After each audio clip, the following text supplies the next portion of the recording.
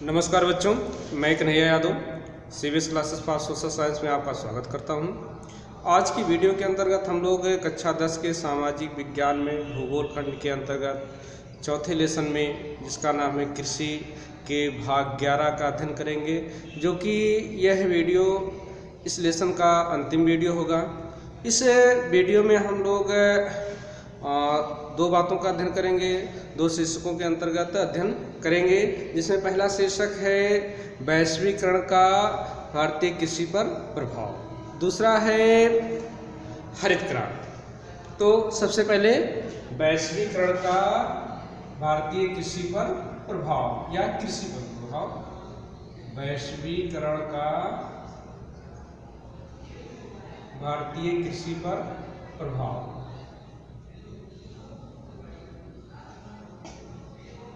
कृषि पर प्रभाव भी लिख सकते हैं, क्योंकि हम लोग भारतीय कृषि के बारे में अध्ययन कर रहे हैं। वैश्वीकरण का कृषि पर प्रभाव। तो सबसे पहले वैश्वीकरण का भारतीय कृषि पर प्रभाव। तो सबसे पहले हम वैश्वीकरण को जानेंगे। सबसे पहले वैश्वीकरण को जानते हैं कि वैश्वीकरण है क्या। इसके बाद हम उसको भारतीय कृषि के संदर्भ में देखते हैं या देखने की कोशिश करते हैं। देखिए, वैश्वीकरण का या वैश्वीकरण जो है, इसका अंग्रेजी शब्द जो है वह है ग्लोबलाइजेशन, जिसका आशय यह है कि पूरे विश्व को एक गांव की तरह बना देना। ग्लोबलाइजेशन का मतलब विश्वग्राम, वैश्वीकरण का मतलब विश्वग्राम। विश्वग्राम का आशय क्या है? मतलब ये कि संचार, परिवहन, यातायात आदि के साधनों का इतना विकास कर दिया जाए, संचार, परिवहन, यातायात के साधनों का इतना विकास कर दिया जाए, और साथ ही व्यापार के या आयात निर्यात के नियमों को सरल कर दिया जाए, ताकि जिस प्रकार से किसी गांव में घटित होने वाली घटना के बारे में उस गांव के लोग काफ़ी कम समय में ही जानकारी प्राप्त कर लेते हैं, उस गांव के एक छोर से दूसरे छोर पर काफ़ी कम समय में पहुंच जाते हैं। उस गांव की जो भी वस्तु और सेवा होती है वो मैक्सिमम अधिकतर उस गांव के हर व्यक्तियों के लिए या आसपास के हर व्यक्तियों के लिए उपलब्ध हो सकती है। ठीक उसी प्रकार संचार, परिवहन, यातायात के साधनों का खूब ज़्यादा विकास कर दिया जाए और व्यापार के नियमों को काफ़ी उदार बना दिया जाए, काफ़ी सरल बना दिया जाए, ताकि विश्व के किसी भाग में घटित होने वाली घटना के बारे में हम तत्काल जानकारी प्राप्त कर सकें और ज़रूरत पड़ने पर हम एक भाग से दूसरे भाग में आसानी से पहुंच सकें काफ़ी कम समय में। और साथ ही विश्व के किसी भाग में कोई वस्तु या सेवा उपलब्ध है तो उस सेवा और वस्तु को विश्व के दूसरे भाग के लोग भी प्राप्त कर सके। तो ग्लोबलाइजेशन का आशय आप समझ गए हैं। अब ग्लोबलाइजेशन यानी कि इस प्रकार जो भी परिवर्तन किया गया, संचार, परिवहन के साधनों का विकास किया गया, व्यापार के नियमों को इजी बनाया गया, सरल किया गया, इससे भारतीय कृषि पर क्या इफेक्ट पड़ा, आइए इसको हम देखते हैं। तो वैश्वीकरण भारतीय कृषि के लिए या भारत के लिए कोई नई बात नहीं है। भारतीय कृषि को या भारतीयों को वैश्वीकरण, देखिए, वैश्वीकरण भारतीयों के लिए कोई नई बात नहीं है। मतलब भारत का संपर्क देश दुनिया के साथ, यह देश दुनिया का भारत के साथ संपर्क होना कोई नई बात नहीं है। भारत का देश दुनिया के साथ संपर्क बहुत पहले से रहा है। भारत की वस्तुएं सेवाएं देश दुनिया के भागों में जाती रही हैं और देश दुनिया की वस्तुएं सेवाएं भारत में आती रही हैं। देखिए, भारतीय कृषि पर वैश्वीकरण का जो प्रभाव पड़ा पहला, वह अंग्रेजों के आने के बाद 19वीं सदी में अंग्रेजों के आने के बाद भारतीय कृषि को वैश्वीकरण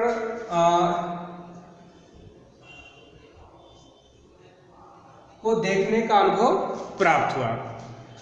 देखिए, अंग्रेज चूंकि हमारे शासक हुआ करते थे और इसलिए अंग्रेज जो है भारत में कृषि के अंतर्गत उन्हीं फसलों के उत्पादन पर जोर दिए, बढ़ावा दिए जो उनके लिए लाभकारी रहा हो।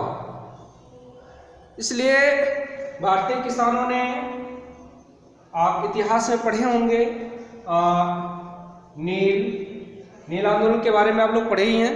नील आंदोलन क्या था, कैसे था, इसकी जानकारी आपके पास जरूर होगी पूर्व में।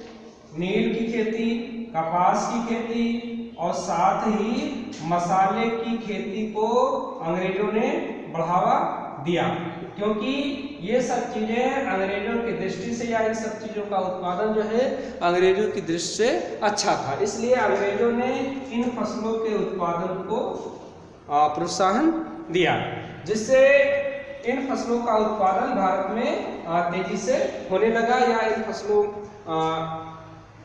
के उत्पादन का क्षेत्र बढ़ा। लेकिन आगे चलकर आधुनिक रंगों का आविष्कार होने से और कृत्रिम रेशों का आविष्कार होने से इन सब की कीमत जो है अच्छी नहीं रह गई, या भारतीय किसानों को नील, कपास आदि की अच्छी कीमत नहीं मिल पा रही थी। इससे भारतीय कृषक जो है वह अपनी फसलों की अच्छी कीमत नहीं प्राप्त कर पा रहे थे। इसलिए भारतीय कृषक जो है इनकी कृषि से छुटकारा पाना चाहते थे। इसके स्थान पर, नील, कपास आदि के स्थान पर खाद्यान्न की खेती करना चाहते थे, और जिसके लिए नील आंदोलन हुआ था, आप इसके बारे में जानते ही हैं। तो उस समय भारतीय कृषकों को काफ़ी मुश्किलों का सामना करना पड़ा, जिससे भारतीय कृषक मजबूर होकर के कुछ आंदोलन भी किए। लेकिन देश के आज़ादी के बाद भारतीय उद्योगों को तथा भारतीय किसानों को संरक्षण देने के उद्देश्य से आयात निर्यात के नियमों में या व्यापार में कुछ प्रतिबंध लगाए गए, जिससे दूसरे देश के कृषि उत्पाद भारत में कम मात्रा में आ सके, जिससे जो भारतीय किसान हैं उनको उनकी फसलों का अच्छा दाम प्राप्त हो सके, अच्छा मूल्य प्राप्त हो सके। लेकिन भारत सरकार ने 1991 में उदारीकरण की नीति अपनाई। इसकी नीति, उदारीकरण की नीति अपनाई, और जिसके तहत बिजनेस, व्यापार, आयात निर्यात आदि के नियमों में छूट दी गई, उदारता बरती गई। और छूट देने से, उदारता बरतने से हुआ क्या कि भारतीय मार्केट में बहुत से कृषि उत्पाद दूसरे देशों से आने लगे, जबकि भारत जो है, इससे भारत, देखिए, उदारीकरण की नीति अपनाने से, आयात निर्यात के नियमों में उदारता बरतने से, छूट देने से भारतीय मार्केट में दूसरे देशों से कृषि उत्पाद आने लगे। इसके फलस्वरूप जो भारतीय किसान थे उनको अपनी फसलों का अच्छा कीमत नहीं प्राप्त हो सका, या उनका नुकसान होने लगा। यद्यपि भारत जो है वह कपास हुआ, रबड़ हुआ, कपास, रबड़, जूट, मसाले आदि के उत्पादन में महत्वपूर्ण स्थान रखता है। इन सब का व्यापक उत्पादन भारत में होता है और इन सब का निर्यात भी किया जाता था। लेकिन उदारीकरण की नीति अपनाने से हुआ क्या कि जब भारतीय मार्केट में दूसरे देशों के ये सामान या कृषि उत्पाद आने लगे तो जो कि दूसरे देशों के जो कृषि उत्पाद होते थे वो सस्ते होते थे। इससे भारतीय किसानों को उनकी फसलों की अच्छी कीमत मिलनी बंद हो गई। इससे भारतीय किसानों की स्थिति दिनों दिन बिगड़ने लगी। अब उसके पीछे रीजन है कि भारत जो है इन फसलों का प्रमुख उत्पादक है, फिर भी भारत में इन फसलों को दूसरे देशों से आयात किया जा रहा है। उसके पीछे कारण क्या है? उसके पीछे कारण यह है कि भारत में इन फसलों की उत्पादन लागत अधिक है। भारत में इन फसलों की उत्पादन लागत अधिक है, जबकि अन्य देशों में, अन्य विकसित देशों में कृषि उत्पादन लागत कम है। इसलिए जिनकी उत्पादन लागत कम है वो कम दामों पर अपने सामान को बेचने के लिए तैयार हो जाएंगे, और जिनका उत्पादन लागत अधिक है वो कम दामों पर बेचने के लिए तैयार नहीं होंगे। अगर उनको कम दामों पर अपने उत्पाद को बेचने के लिए मजबूर किया जा रहा है तो धीरे धीरे वे जो है कृषि कार्य करना बंद कर देंगे। अब लागत क्यों कम है विकसित देशों की, और जबकि भारतीय किसानों के कृषि उत्पादों की लागत अधिक क्यों है? उसके पीछे कारण यह है कि जो विकसित देश है चूंकि वो आर्थिक रूप से संपन्न है, इसलिए वहाँ की सरकारें अपने किसानों को काफ़ी मात्रा में सब्सिडी देती हैं, काफ़ी मात्रा में छूट देती हैं। और हमारी सरकारें क्या हैं कि आए दिन कृषि से संबंधित जो भी सब्सिडियां हैं एक एक करके खत्म की जा रही हैं, जिससे उत्पादन लागत बढ़ रही है।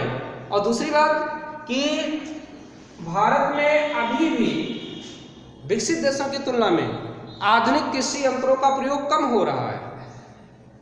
आधुनिक कृषि पद्धतियों का प्रयोग कम किया जा रहा है, और ये हम जानते हैं कि अगर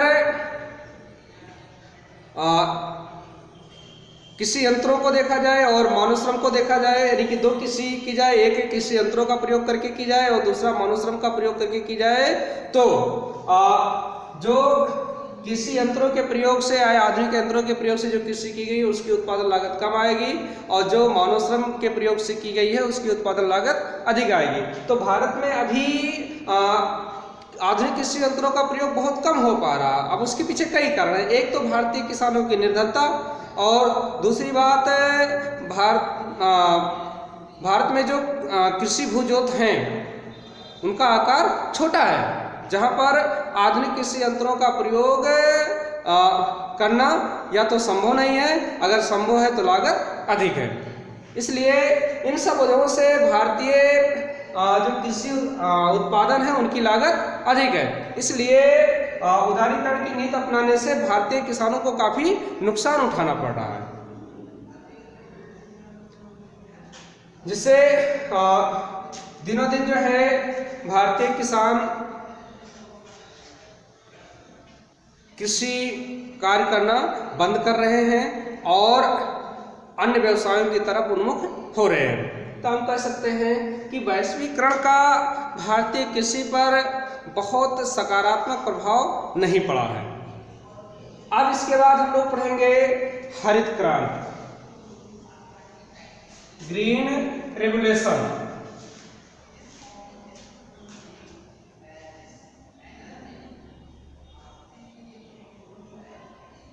हरित क्रांति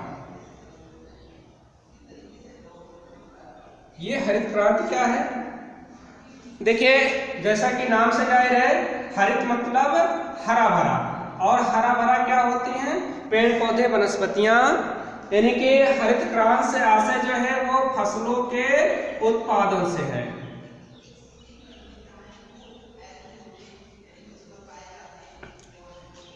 अब देखिए, हरित क्रांति की शुरुआत भारत में 1966-67 में कब की गई? 1966-67 में। क्यों की गई? चूंकि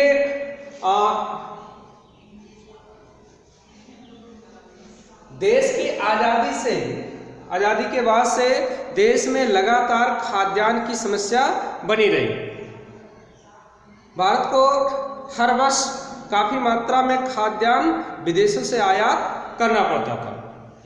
तो भारत को खाद्यान्न के मामले में आत्मनिर्भर बनाने तथा ऐसे बहुत से उद्योग हैं जिनको कच्चा माल कृषि क्षेत्र से प्राप्त होता है, अतः उद्योगों को कच्चा माल प्राप्त कराने के उद्देश्य से, साथ ही भारत की लगभग 60% से 65% आबादी जो है वह अभी भी रोजगार जो प्राप्त कर रही है वो कृषि क्षेत्र से ही प्राप्त कर रही है। अतः अधिक से अधिक लोगों को रोजगार दिलाने के लिए कृषि का विकास करना, कृषि में उन्नत करना काफी जरूरी था। इन सबके उद्देश्य से 1966 ईस्वी में भारत में हरित क्रांति की शुरुआत की गई। हरित क्रांति का जनक जो कहा जाता है वो अमेरिका के कृषि वैज्ञानिक हैं Norman E Borlaug. Norman E Borlaug. Bharat में हरित क्रांति का जनक जो है एस स्वामीनाथन को कहा जाता है।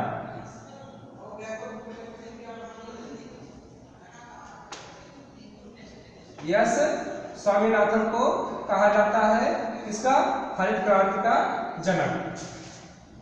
अब देखिए, इसमें क्या किया गया? कृषि उत्पादन को, कृषि की दशा को सुधारने के लिए क्या किया गया?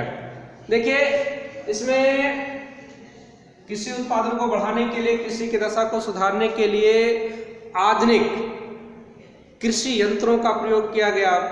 अधिक से अधिक मात्रा में उर्वरकों का, कीटनाशकों का प्रयोग किया गया। आधुनिक कृषि पद्धतियों को अपनाया गया। सिंचाई के साधनों का विकास किया गया।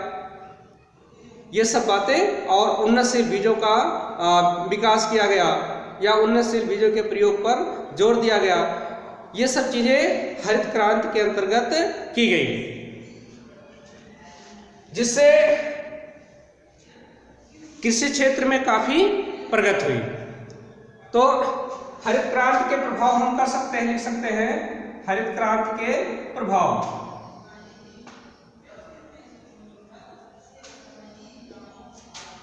हरित क्रांति के प्रभाव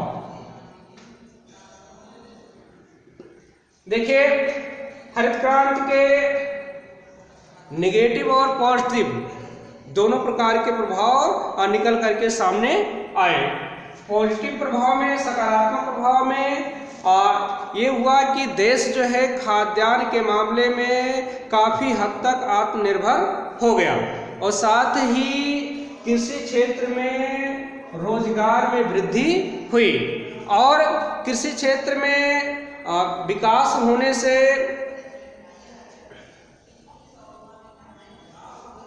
सकल घरेलू उत्पाद में वृद्धि हुई। साथ ही बहुत से उद्योग धंधे ऐसे थे जिनको कच्चा माल किसी क्षेत्र से प्राप्त हो रहा था, तो ऐसे उद्योग धंधों को कच्चा माल जो है आपूर्ति में वृद्धि हुई। साथ ही ऐसे बहुत से इंडस्ट्री डेवलप हुए, स्थापित हुए, जो कृषि कार्यों से संबंधित उत्पादों, इनपुट्स को तैयार करते थे। जैसे कृषि यंत्रों के निर्माण के लिए उद्योग धंधे लगाए गए, जैसे उर्वरक तैयार करने के लिए फैक्ट्रियां लगाई गई, जैसे बीज का अनुसंधान करने के लिए प्रयोगशालाएं लगाई गई। इससे लोगों को काफ़ी मात्रा में रोजगार प्राप्त हुआ। तो ये कुछ और इसके अलावा कृषि उत्पादन बढ़ा तो इससे कृषि उत्पादों को मंडियों तक लाने ले जाने इन सब की जरूरत पड़ी। फलस्वरूप यातायात और परिवहन के साधनों का भी विकास हुआ। तो ये सब कुछ रहे हरित क्रांति के पॉजिटिव रिजल्ट। अब पॉजिटिव रिजल्ट के बाद में यानी कि सकारात्मक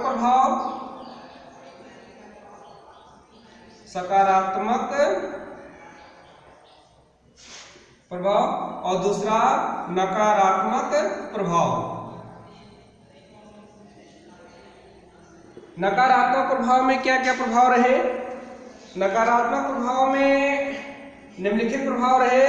या नंबर 1 के मृदा का निम्नीकरण या भू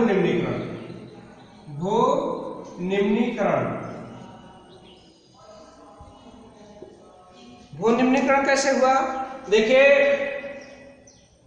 हरित क्रांति के अंतर्गत अधिक से अधिक उत्पादन प्राप्त करने के उद्देश्य से उर्वरकों एवं कीटनाशकों का अधिक से अधिक मात्रा में उपयोग किया गया, जिससे भूमि की गुणवत्ता में कमी आई। साथ ही दूसरा क्या हुआ कि भू निम्नीकरण, सिंचाई के साधनों का अधिक से अधिक विकास किया गया, जिसमें सबसे ज्यादा जो जोर दिया गया वो नहरों के विकास पे जोर दिया गया। और नहरों के निर्माण से सिंचाई कार्य नहरों से किया जाने लगा, तो नहरों का जल जो है वो नहरों में जो जल आता है वो नदियों से आता है। नदियों के जल में लवण की मात्रा कुछ ना कुछ पाई जाती है, तो लगातार नहरों के जल से सिंचाई करने से मृदा में लवणता की मात्रा बढ़ी, यानी कि मृदा जो है वह लवणीय हो गई, ऊसर हो गई, और इस प्रकार भी भू निम्नीकरण हुआ। इसके अलावा नकारात्मक प्रभाव में जल स्रोतों का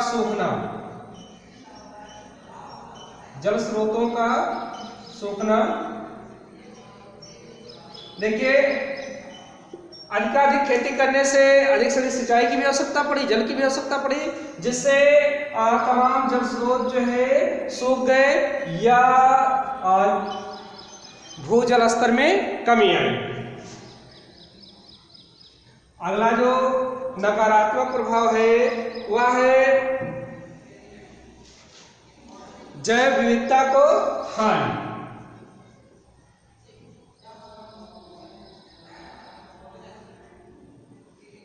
जैव विविधता को हानि। एक चीज हम जानते हैं कि जैव विविधता हमारे लिए काफी महत्वपूर्ण है। जितनी ही ज्यादा जैव विविधता होगी, हमारे लिए संसाधन के उतने ही विकल्प होंगे। तो अगर जैव विविधता को हानि पहुंचती है, नुकसान पहुंचता है, तो वह हमारे लिए भी नुकसानदेह होगा, फायदेमंद नहीं होगा। तो हरित क्रांति के अपनाने से जैव विविधता को हानि हुई। कैसे? देखिए, हम लोगों ने क्या किया कि अधिक से अधिक उत्पादन प्राप्त करने के उद्देश्य से अधिक कीटनाशकों और उर्वरकों का प्रयोग किया। साथ ही साथ कृषि कार्यों में खेतों में या फसलों के साथ अन्य खरपतवार उगाते हैं, उनको समाप्त करने के लिए खरपतवार नाशकों का प्रयोग हम लोगों ने किया, जिससे बहुत से कीड़े मकोड़े, जीव जंतु और वनस्पतियां जो है वो विलुप्त हो गई, जिससे जैव विविधता को हानि पहुंची। नकारात्मक प्रभाव के अंतर्गत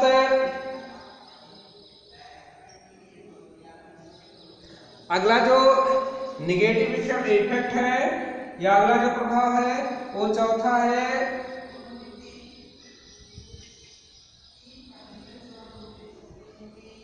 क्षेत्रीय प्रभाव।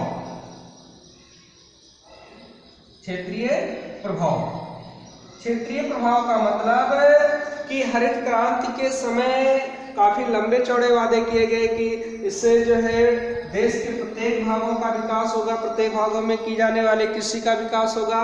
लेकिन इसे हरित क्रांति के अंतर्गत ज्यादा से ज्यादा जोर दिया गया और खाद्यान्न के उत्पादन पर दिया गया।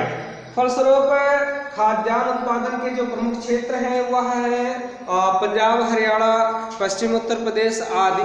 यही जो है खाद्यान्न उत्पादन के प्रमुख क्षेत्र हैं। इसलिए हरित क्रांति का जो इफेक्ट पड़ा इन्हीं राज्यों पर पड़ा। इसके अलावा पांचवा जो नकारात्मक इफेक्ट है कि हरित क्रांति से केवल कुछ विशेष फसलों को ही लाभ पहुंचा। कुछ विशेष फसलों के उत्पादन में ही वृद्धि,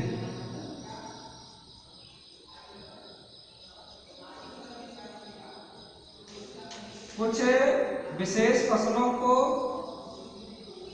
ही लाभ, मतलब हरित क्रांति का केवल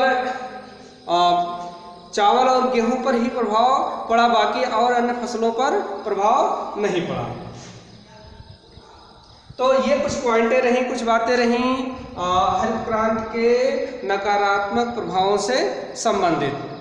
अब चूंकि भारत जो है गांव का देश है, आज भी भारत में लगभग 55 से 60% आबादी कृषि कार्यों को कर रही है। किसी क्षेत्र में बिना विकास किए हुए भारत का विकास नहीं हो सकता है। अतः हरित क्रांति से जो भी नकारात्मक प्रभाव उत्पन्न हुए उन प्रभावों को दूर करना जरूरी है, या उन समस्याओं को दूर करना जरूरी है। इसलिए हरित क्रांति से जो भी समस्याएं उत्पन्न हुई या जो भी इसके नकारात्मक प्रभाव आए उसको दूर करने के लिए निम्नलिखित उपाय किए जा सकते हैं। तो आप लिख सकते हैं हेडिंग कि हरित क्रांति के फलस्वरूप उत्पन्न समस्याओं के निराकरण के उपाय। हरित क्रांति के फलस्वरूप उत्पन्न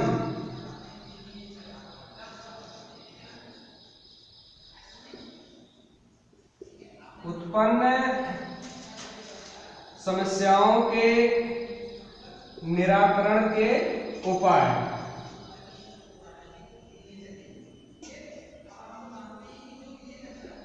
देखिए, हरित क्रांति से जो भी नकारात्मक प्रभाव उत्पन्न हुए, जो भी समस्याएं उत्पन्न हुई, उसको दूर करने के लिए कुछ उपाय किए जा सकते हैं, कुछ उपाय अपनाए जा सकते हैं।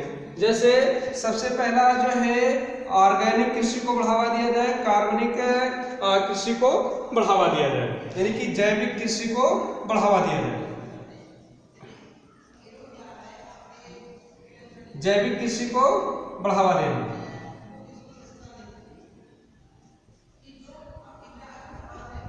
देखिए, हम जानते हैं कि कृषि कार्य करने के लिए या गहन कृषि करने के लिए हमको ज़्यादा से ज़्यादा मात्रा में उर्वरकों एवं रसायनों को डालने की आवश्यकता पड़ती है, जिनके काफ़ी नकारात्मक प्रभाव उत्पन्न होते हैं। अतः इससे बचने के लिए हम जैविक कृषि को बढ़ावा दें, क्योंकि जैविक कृषि में हम लोग बिना रसायन के प्रयोग के ही खेती करते हैं। जो कुछ खाद के रूप में डालते हैं वह पेड़ पौधे, वनस्पतियां, जीव जंतुओं के अवशेषों से ही तैयार किए जाते हैं, जिससे पर्यावरण को नुकसान नहीं पहुंचता है।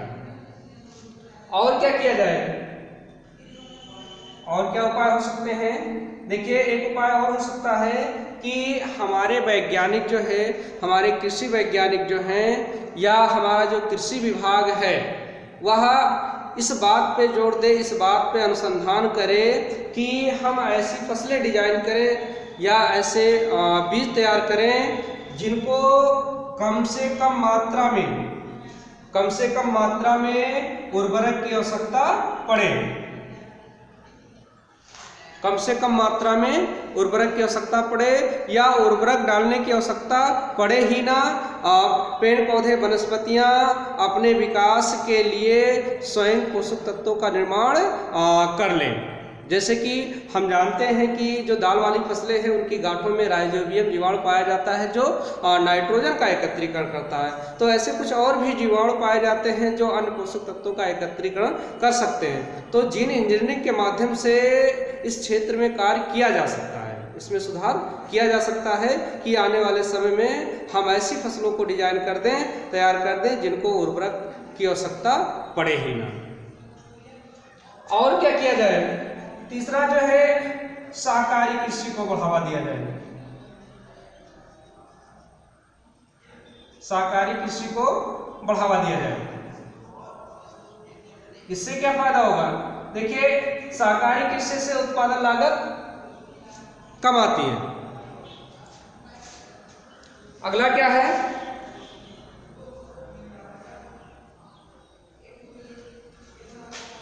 चौथा जो है सस्यावर्तन, यानी कि फसल चक्र को अपनाया जाए। फसल चक्र में क्या होता है कि फसल चक्र में खेतों में फसलों को बदल बदल करके उगाया जाता है। जैसे अधिक गहरी जड़ों वाली फसलों के बाद में कम गहरी जड़ों वाली फसलें, अधिक पोषक तत्व चाहने वाली फसलों के बाद कम पोषक तत्व चाहने वाली फसलों, ऐसे करके फसलों का उत्पादन किया जाए ताकि मृदा का स्वास्थ्य अच्छा बना रहे। और क्या किया जा सकता है? और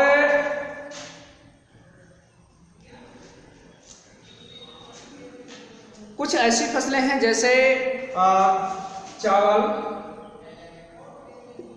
गन्ना, जूट, गेहूं। हालांकि गेहूं को कम पानी की आवश्यकता होती है, लेकिन तो कुछ ऐसी फसलें हैं, एक तो इनको पानी की आवश्यकता अधिक होती है और दूसरी बात कि इनकी ज्यादा कीमत भी हमको नहीं मिलती है। तो हम क्या करें कि इनके स्थान पे हम क्या करें कि फलों, फूलों, सब्जियों,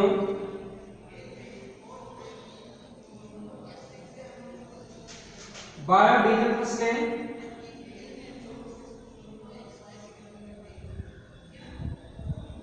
बायोडीजल फसलों में जेट्रोफा और जोजोबा, इसके अलावा औषधीय पौधों आज की खेती को बढ़ावा दिया जाएगा।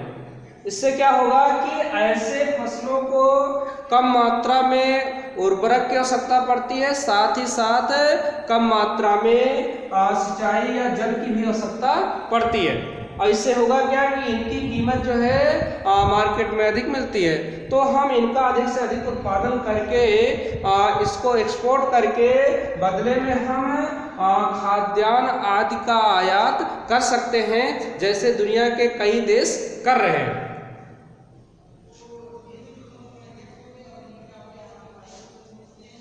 इसके बाद